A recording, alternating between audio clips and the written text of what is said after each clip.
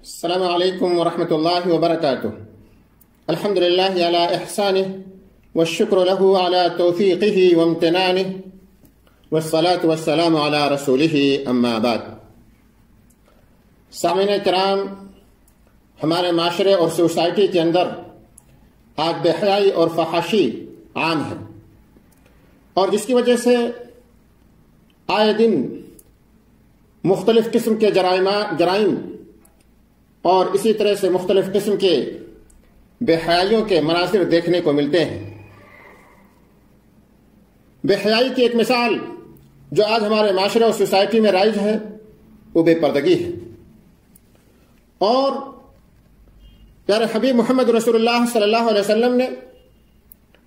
جہاں مومن مردوں کو نگاہیں پست کرنے کا حکم دیا تھا،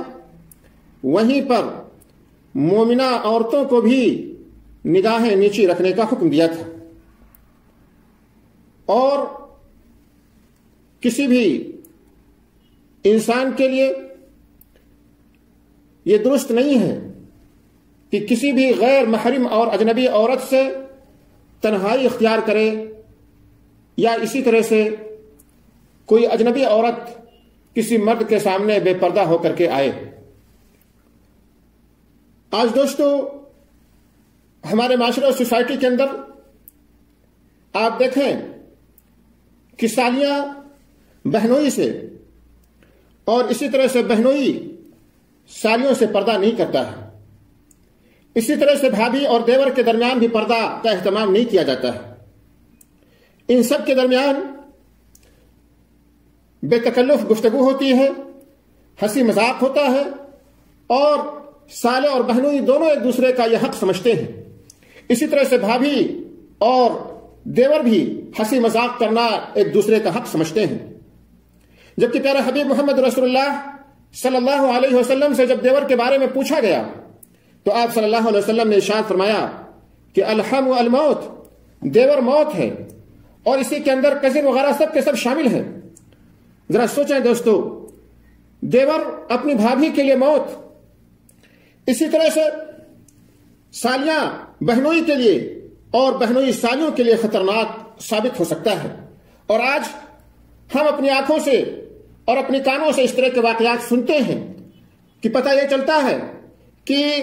سالی اور بہنوئی کے درمیان ناجائز رشتہ ہو گیا، اور اسی طرح سے دونوں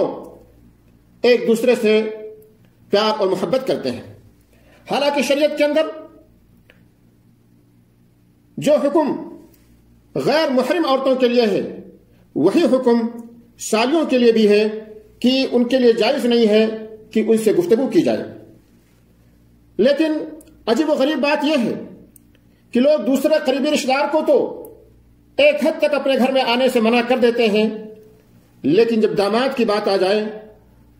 تو پھر ان کی جرأت و جسارت نہیں ہوتی، حالانکہ گھروں میں جوان لڑکیاں موجود ہوتی ہیں اور جن کے فتنے میں مبتلا ہو جانے کا قوی اندیشہ ہوتا ہے۔ اور یہی وجہ ہے کہ آج بہت سارے بھیانک جرائم اور بھیانک نتائج سننے کو ملتے ہیں۔ اس لیے دوستو، ہمیں اور آپ کو چاہیے کہ ہم اس سلسلے میں نبی اکرم صلی اللہ علیہ وسلم کے فرمودات پر عمل کرتے ہوئے ان سے پردہ کریں، اور ان سے بلا ضرورت کے یا اسی طرح سے بغیر